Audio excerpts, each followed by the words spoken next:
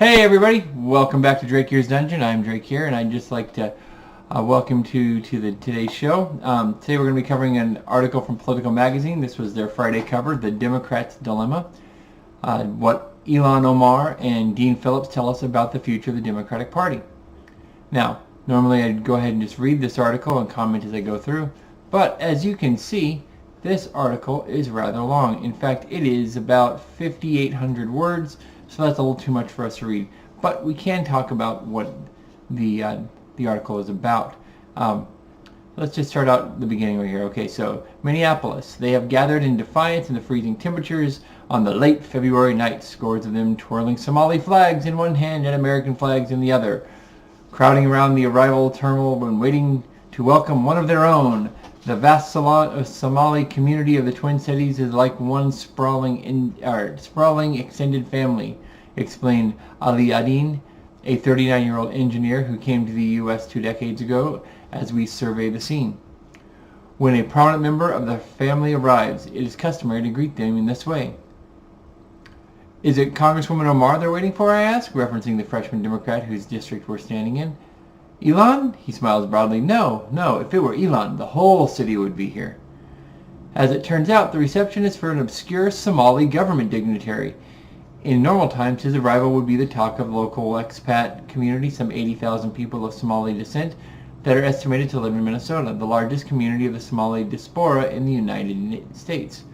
One that has distinctly flavored the Twin Cities culture and caused some occasional unease on the right, such as when then-candidate Donald Trump warned in 2016 of the disaster of Somali refugees moving into Minnesota and becoming radicalized by Islamic State. All right, we're going to stop here real quick. Okay, so Ilhan Omar said that dual loyalties between Jewish Americans, our Congress, and Israel is a problem, that dual loyalty is a problem. But right here at the outset of this article, and I'm not saying that Ilhan Omar is a bad person because I don't know her, and even her policies, I'm having to play catch up on this. She's thrown herself into the spotlight, and so it's been my job, of course, to do that. What I've read, I don't really like, but I still think that there's a chance that we can actually move to a level of coming to a consensus and doing what's best for the country, not just what's best but for one side. But okay, so this vast community, they show up for a Somali government dignitary waving American and Somali flags. How is that not dual loyalty? Why aren't you jumping on board this and saying that your constituents and the constituents within Minneapolis, the Minneapolis-St. Paul area, are showing dual loyalty? 80,000 voters with dual loyalty would be a bad thing, right? That's all I'm saying. But do they have dual loyalty? Probably not. But the perception and the visual given forth by the community is one of dual loyalty. Now, if we go down here, we have this part jumped out at me. First, Omar tweeted that Lindsey Graham had been compromised, suggesting that his support for Donald Trump, who he'd verbally mauled throughout the 2016 campaign, owed to blackmail collected on the South Carolina senator. Conservatives accuse of Omar of playing on the long-running, unsubstantiated insinuation that Graham is gay. She denies this but apologized. Why would you apologize if you didn't do it? You get caught with your hand in the cookie jar and you say you're sorry. Your hand was still in the cookie jar. Then, after being seated on the House Foreign Affairs Committee, Omar was lampooned because she had tweeted out anti-Semitic tropes. For years, 2012, we're talking 7 years of, her record of her anti-Semitism.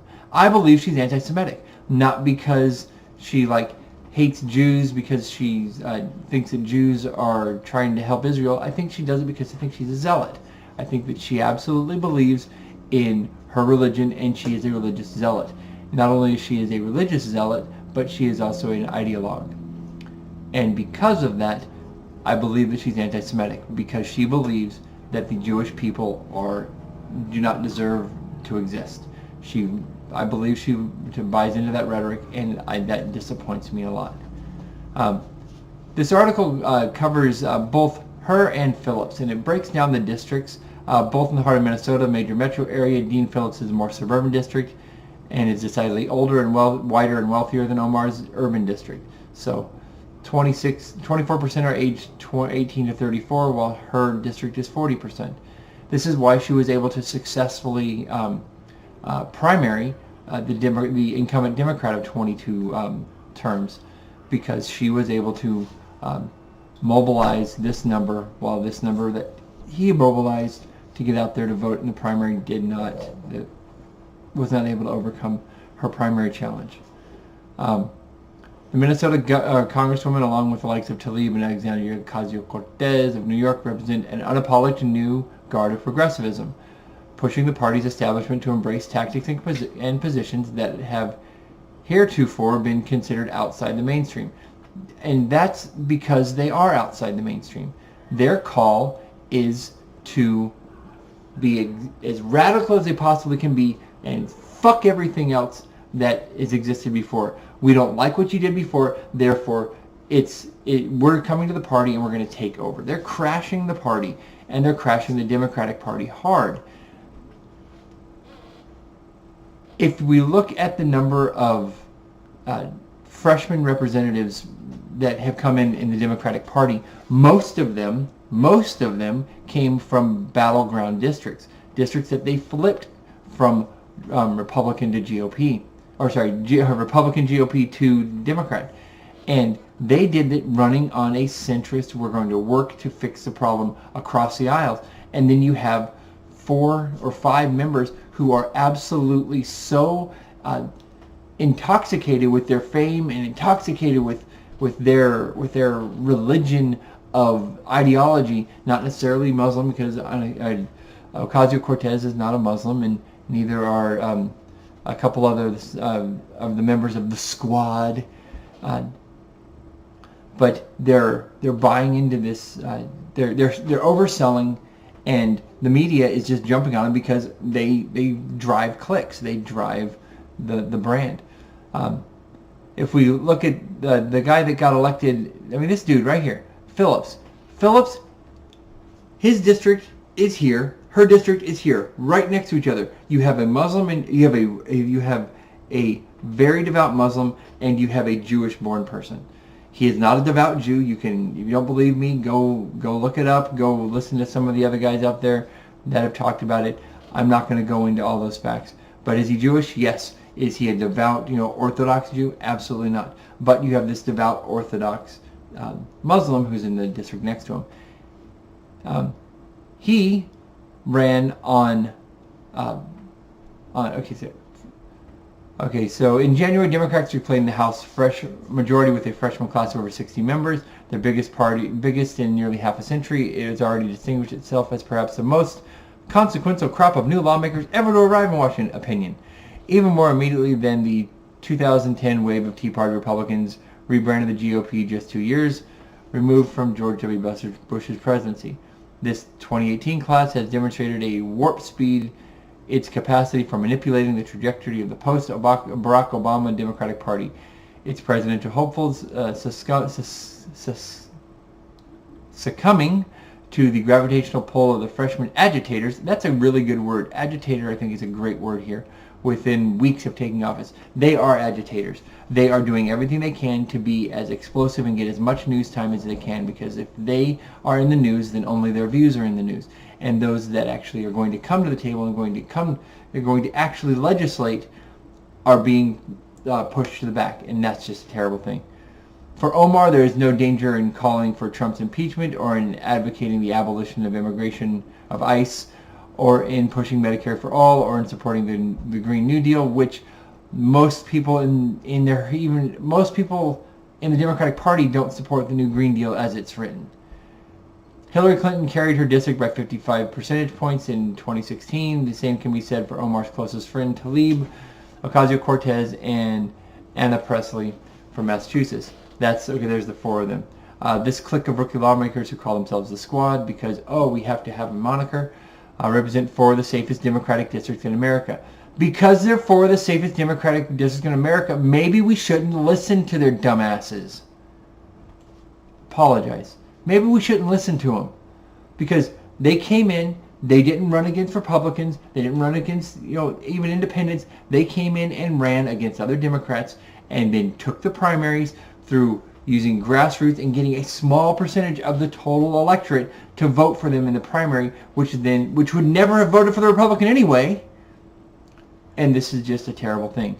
They have come to Congress not to pursue incremental victories, but to push for wholesale change in the government and inside their own party, secure in the knowledge that their deep blue backyards will buffer them from whatever recoil might damage other Democrats in less ideologically insulated parts of the country. Right there. It's done. There's no reason to read anything else, because you can take from this just this point. Now go to Politico, look up the article and read it, because it was an actual good read. But this in itself right here, we can do whatever we want. We can say whatever we want. We can be as racist. We can be as anti-Semitic as we want to be. We can say we're gonna impeach the motherfucker. We can do whatever we want, because there's no way that we're ever going to lose our districts to a Republican. Now, I call on every Democrat in those districts to get on the phone and tell your representative, hey, you're not representing me, you're representing your ideals, and I would like you to speak for me, not speaking for yourself. But that's about all I'm going to cover on this. The coverage about Phillips was really good. It talks, great article that covers Phillips.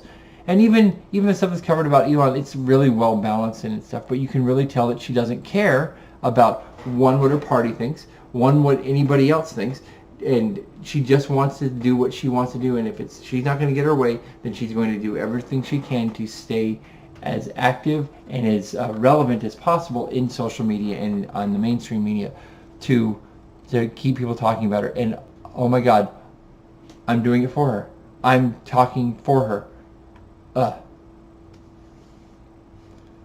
But that's about all. Follow us over on minds.com at /Drake here, or on Twitter at Drake here. Until next time, we'll catch you on the flip side.